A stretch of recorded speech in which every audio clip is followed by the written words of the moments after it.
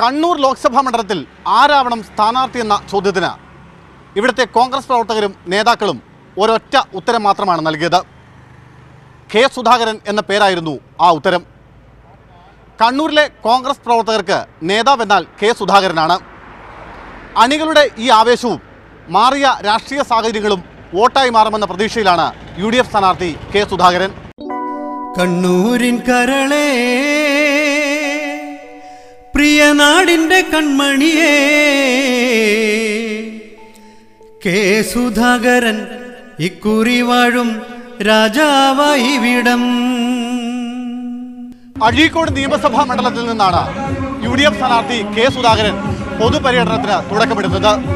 തളാപ്പ് സുന്ദരേശ്വര ക്ഷേത്ര പരിസരത്ത് മുൻ മുഖ്യമന്ത്രി ഉമ്മൻചാണ്ടിയാണ് പൊതുപര്യടന പരിപാടി ഉദ്ഘാടനം ചെയ്യുന്നത്. കണ്ണൂരിൻ കരളേ, പ്രിയ നാടിന്റെ കൺമണിയേ, കെ സുധാകരൻ ഇക്കുറി വാഴും രാജാവായി വിടം. ഓ UDF സാരഥിയാം കെ സുധാകരൻ സിന്ദാബാദ്. വോട്ടു നൽകൂ കൈപ്പത്തിക്കായി നാടിതുണർന്നിടട്ടെ.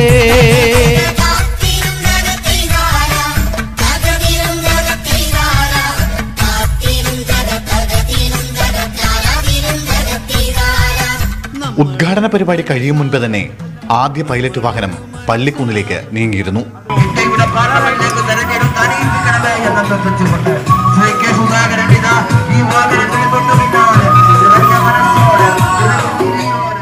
മുൻ നിശ്ചയിച്ചതിനേക്കാൾ 1.5 മണിക്കൂറോളം ഉദ്ഘാടന ചടങ്ങ് നീണ്ടുപോയിരിക്കുന്നു. അതുകൊണ്ട് തന്നെ സ്വീകരണ കേന്ദ്രങ്ങളിലേക്ക് ഓടിയെത്താനുള്ള തിടുക്കമാണ് സ്ഥാനാർത്ഥിക്കും പ്രാദേശിക നേതാക്കൾക്കും. പ്രത്യേകം തയ്യാറാക്കിയ പര്യടന വാഹനത്തിലേറി സ്ഥാനാർത്ഥി അടുത്ത സ്വീകരണ കേന്ദ്രത്തിലേക്ക്. വഴിയരികിലും സ്ഥാപനങ്ങൾക്ക് മുന്നിലും വീട്ടുമുറ്റത്തുമെല്ലാമായി സ്ഥാനാർത്ഥിയെ കാണാനുള്ള തിരക്കുകൂട്ടൽ. എല്ലാവരെയും കൈവീശി അഭിവാദ്യം ചെയ്ത് കെ സുധാകരൻ മുന്നോട്ട്. നിങ്ങളുടെ മനസ്സിന്റെ മനസ്സാക്ഷിയുടെ അംഗീകാരം കൈപ്പത്തി എന്ന പൊന്നടയാളത്തിൽ രേഖപ്പെടുത്തി വൻപിച്ച ഭൂരിപക്ഷത്തോടെ വിജയിപ്പിക്കണമേ എന്ന് അഭ്യർത്ഥിച്ചുകൊണ്ട് ശ്രീ കെ സുധാകരൻ ഇതാ ഈ വാഹനത്തിന് തൊട്ടു പിന്നാലെ കടന്നു വരികയാണ്. 10:45 5ാമത്തെ സ്വീകരണ കേന്ദ്രമായ പൂതപ്പാറയിൽ മുൻ നിശ്ചയിച്ച സമയം. പക്ഷേ സ്ഥാനാർത്ഥി എത്തുമ്പോൾ സമയം 12 മണി കഴിഞ്ഞിരുന്നു. കടുത്ത ചൂടിനെ അവഗണിച്ചും പ്രിയ നേതാവിനെ കാണാൻ സ്വീകരണ കേന്ദ്രങ്ങളിൽ വൻ ജനക്കൂട്ടം. ആവേശം അണപൊട്ടുന്ന മുദ്രാവാക്യം വിളികൾക്കിടയിലൂടെ കെ സുധാകരൻ സ്വീകരണ കേന്ദ്രത്തിലേക്ക്. കേന്ദ്രഭരണത്തിൽ കോൺഗ്രസ് എത്തേണ്ടതിന്റെ ആവശ്യകതയെക്കുറിച്ചും സംസ്ഥാന സർക്കാരിന്റെ ജനവിരുദ്ധ നിലപാടും CPM-ന്റെ അക്രമ രാഷ്ട്രീയവും പരാമർശിച്ച് സ്ഥിരം ശൈലിയിലുള്ള പ്രസംഗം. അക്രമയുടെ കൈകളിലേക്ക് നാട് കടന്നു പോകണമോ? ജനാധിപത്യമാണ് ഇന്ത്യൻ ജനാധിപത്യമെങ്കിലും മതേതരത്വത്തിൽ വർഗീയതയ്ക്ക് പ്രസക്തിയില്ല. അതുകൊണ്ട് തന്നെ മതേതരത്വത്തെ തകർക്കാൻ ഇന്ത്യക്കകത്ത് ഉയർന്നു വരുന്ന വർഗ ഫാസിസ്റ്റ് ശക്തികളെ നിരാകരിക്കാൻ എന്റെ പ്രിയപ്പെട്ടവർ നിങ്ങളുടെ വോട്ടവകാശം വിനിയോഗിക്കണം.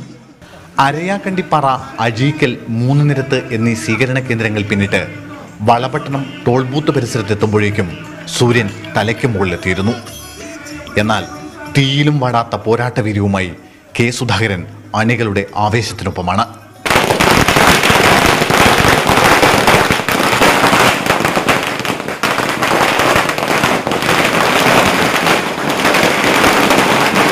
കടുത്ത ചൂട് സ്ഥാനാർത്ഥികളുടെ പ്രചാരണത്തെ കാര്യമായി തന്നെ ബാധിക്കുന്നുണ്ട്. 12 മണിയോടുകൂടി വളപട്ടണം ടോൾ ബൂത്ത് പരിസരത്ത് കെ സുധാകരൻ്റെ രാവിലത്തെ പര്യടനം സമാപിക്കുകയാണ്. ഇനി ഉച്ച കഴിഞ്ഞ് 3 മണിക്ക് പാപ്പനശ്ശേരി തുരുത്തിയിലാണ് അടുത്ത സ്വീകരണം. ഭാരതത്തിൻ പുത്തൻ സൂര്യോദയം തീർക്കാൻ രാഹുൽ ഗാന്ധി തൻ കൈകൾ കുശിരകൻ കെ സുധാകരനും. ഓ UDF സാരഥിയാം കെ സുധാകരൻ സിന്ദാബാദ്. വോട്ടു നൽകുക കൈപ്പത്തിക്കായി നാടിതുണർന്നിടട്ടെ. പ്രിയപ്പെട്ടവരെ, ശ്രീ രാഹുൽ ഗാന്ധിയുടെ കരങ്ങൾക്ക് കരുത്ത് പകർന്നിട്ട് മാത്രമേ ഈ രാജ്യമുണ്ടാകൂ. അതിനുവേണ്ടി ഉച്ച കഴിഞ്ഞതോടെ സ്വീകരണ കേന്ദ്രങ്ങൾ രാവിലത്തേക്കാൾ സജീവമായി കഴിഞ്ഞിരിക്കുന്നു. CPM സ്വാധീന കേന്ദ്രമായ പാപ്പിനശ്ശേരിയിലാണ് ഉച്ചയ്ക്ക് ശേഷമുള്ള 3ാമത്തെ സ്വീകരണം. വമ്പിച്ച ഭൂരിപക്ഷത്തോടുകൂടി വിജയിപ്പിക്കണമെന്ന് അഭ്യർത്ഥിച്ചുകൊണ്ട് ഞങ്ങൾ അവസാനിപ്പിക്കുന്നു. അഭിവാദ്യങ്ങൾ. UDF സാരഥിയാം കെ സുധാകരൻ സിന്ദാബാദ്. വോട്ടു നൽകുക കൈപ്പത്തിക്കായി നാടിതുണർന്നിടട്ടെ. സന്ധ്യ മയങ്ങി തുടങ്ങിയിരിക്കുന്നു. സ്വീകരണ കേന്ദ്രങ്ങളിലെ ജനപങ്കാളിത്തം സ്ഥാനാർത്ഥിയെ ഏറെ ആവേശത്തിലാക്കിയിട്ടുണ്ട്. ആദ്യഘട്ട പര്യടനം പൂർത്തിയാക്കി ഇപ്പോൾ രണ്ടാം ഘട്ടം പൊതുപര്യടനത്തിലേക്ക് കടക്കുകയാണ്. എന്താണ് കെ സുധാകരൻ, ഈ കണ്ണൂർ മണ്ഡലത്തിൻ്റെ ഒരു പൊതു പൾസ് എന്താണ് തോന്നുന്നത്? ഞാൻ ഈ കാണുന്ന ജനങ്ങളിൽ നിന്നുള്ള പ്രതികരണം വളരെ നമുക്ക് ആശാവഹമാണ്. UDF-നെ സംബന്ധിച്ച് വളരെ ആശാവഹമായ ഒരു സാഹചര്യമാണെന്നാണ് ഞങ്ങളുടെ വിശ്വാസം. അതിൽ പ്രത്യേകിച്ചും ചെറുപ്പക്കാരും സ്ത്രീകളുമൊക്കെ കാണിക്കുന്ന ഒരു താല്പര്യം വളരെ നമുക്ക് ആവേശം പകരുന്ന സംഭവങ്ങളാണ്. എല്ലാ ആളുകൾക്കും ഒരു ചേഞ്ച് ആവശ്യമാണ് എന്നൊരു ഫീലിംഗ്. പലപ്പോഴും സംസാരിക്കുമ്പോൾ അവരിൽ നിന്ന് വരുന്ന വാക്കുകളൊക്കെ ഭരണരംഗത്ത് സമൂലമായ മാറ്റം വരണം എന്ന് തന്നെ ആഗ്രഹിക്കുന്ന മനസ്സുകളിൽ നിന്നാണ് നമ്മൾ തൊട്ടറിഞ്ഞത്. UDF-നെ സംബന്ധിച്ച് വളരെ അനുകൂലമാണ്. നമുക്കൊരു ആൻറ്റി ഇൻകംബൻസി ഫാക്ടർ ഇല്ല. LDF-നും BJP-ക്കും ആൻറ്റി ഇൻകംബൻസി ഫാക്ടർ വലിയൊരു ഘടകമാണ്. വാക്കുകളൊന്നും പാലിക്കാത്ത രണ്ട് ഗവൺമെൻറ്റാണ്, കേന്ദ്ര ഗവൺമെൻറ്റും സംസ്ഥാന ഗവൺമെൻറ്റും. എല്ലാ ആളുകളും അതിൻ്റെ രക്തസാക്ഷികളാണ്. പ്രത്യേകിച്ചും ഇടതുപക്ഷത്തിൻ്റെ 3 വർഷത്തെ ഭരണം വളരെ നിരാശാജനകമാണ്. പ്രതീക്ഷയർപ്പിച്ച ഇടതുപക്ഷത്തിൻ്റെ അനുഭാവികൾ പോലും ഈ തെരഞ്ഞെടുപ്പ് രംഗത്ത് ഇടതുപക്ഷത്തിന് അനുകൂലമല്ല എന്നതാണ് ഞങ്ങളുടെ തൊട്ടറിവ്. കഴിഞ്ഞ 5 വർഷത്തെ MP എന്ന നിലയിലുള്ള പ്രവർത്തനങ്ങളും ഒപ്പം ഇടത് സർക്കാരിൻ്റെ വികസന നേട്ടങ്ങളും ഉയർത്തിക്കാട്ടിക്കൊണ്ടാണ് PK ശ്രീമതി കണ്ണൂരിൽ നിന്ന് വോട്ട് തേടുന്നത്. അതിനെ എങ്ങനെ വിലയിരുത്തുന്നു? കണ്ണൂരിലെ ജനങ്ങൾക്ക് ടീച്ചറുടെ നേട്ടം എന്താണ് എന്നറിയാം. ടീച്ചർ അത് അച്ചടിച്ച് പ്രസിദ്ധീകരിച്ച് ബോർഡ് വെക്കണമെന്നില്ല. ഒരു എംപിയുടെ ഒരു പ്രൊജക്റ്റായി കേന്ദ്രത്തിൽ നിന്ന് കൊണ്ടുവന്ന ഒരു പ്രൊജക്റ്റ് ടീച്ചർ പറയട്ടെ. മറ്റുള്ളവർ ഉണ്ടാക്കി വെച്ചത്, മറ്റുള്ളവർ തുടങ്ങി വെച്ചത് അത് പൂർത്തീകരിച്ചു എന്നൊരു യാഥാർത്ഥ്യമാണ്. ഇപ്പോൾ കണ്ണൂർ റെയിൽവേ സ്റ്റേഷൻ എടുക്കാം. കണ്ണൂർ റെയിൽവേ സ്റ്റേഷൻ്റെ വികസനം ശ്രീ അഹമ്മദ് സാഹിബ് സഹമന്ത്രിയും ഞാൻ MP-യുമായിരുന്നപ്പോൾ ഈ കണ്ണൂർ റെയിൽവേ സ്റ്റേഷൻ്റെ അകത്ത് ദക്ഷിണ റെയിൽവേയുടെ ജനറൽ മാനേജർ, പ്രൊജക്ട് മാനേജർ ഇവരൊക്കെ വന്ന് ചർച്ച നടത്തി ഉണ്ടാക്കിയതാണ് കണ്ണൂർ റെയിൽവേ സ്റ്റേഷൻ്റെ വികസനം.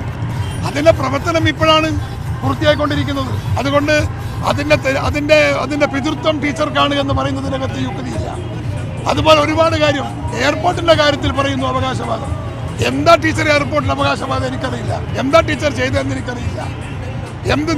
എന്ത് അനുകൂലമായ ഘടകമാണ് എയർപോർട്ടിന് വേണ്ടി ടീച്ചർ ഉണ്ടാക്കിയതെന്ന് എനിക്കറിയില്ല.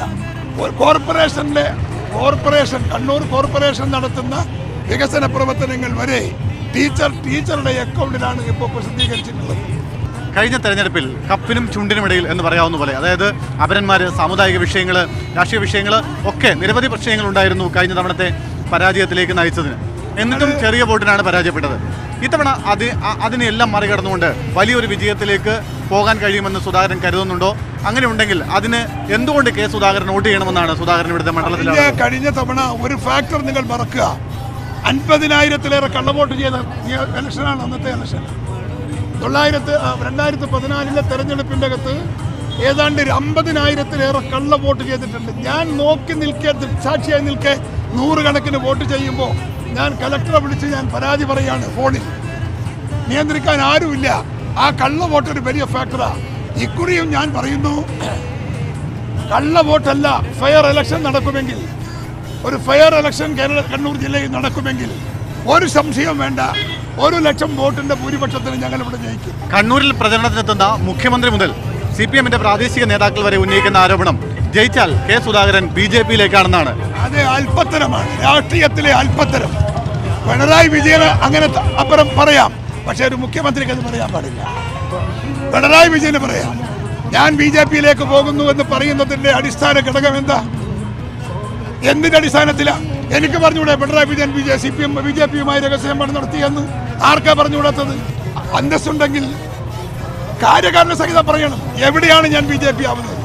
എന്തുകൊണ്ടാണ് BJP ആവുന്നത്? പിണറായി വിജയൻ എതിർക്കുന്നതിനേക്കാൾ BJP-യും RSS-നെയും സംഘപരിവാറിനെയും എതിർക്കുന്ന രാഷ്ട്രീയക്കാരനാണ് ഞാൻ. നമ്മളൊരു മനസായി വികസന പാതയുമായി നേരും നെറിയും നീതിയും ന്യായവും കൊണ്ടുവരും ഇവിടെ. UDF-ൻ സാരഥിയാം കെ സുധാകരൻ സിന്ദാബാദ്. വോട്ടു നൽകുക കൈപ്പത്തിക്കായി, നാടിതുണർന്നിടട്ടെ. 21 കേന്ദ്രങ്ങളിലെ സ്വീകരണം പൂർത്തിയാക്കി രാത്രി 9:30യോടുകൂടി കക്കാട് അങ്ങാടിയിൽ കെ സുധാകരൻ്റെ ഇന്നത്തെ പര്യടനം പൂർത്തിയാവുകയാണ്.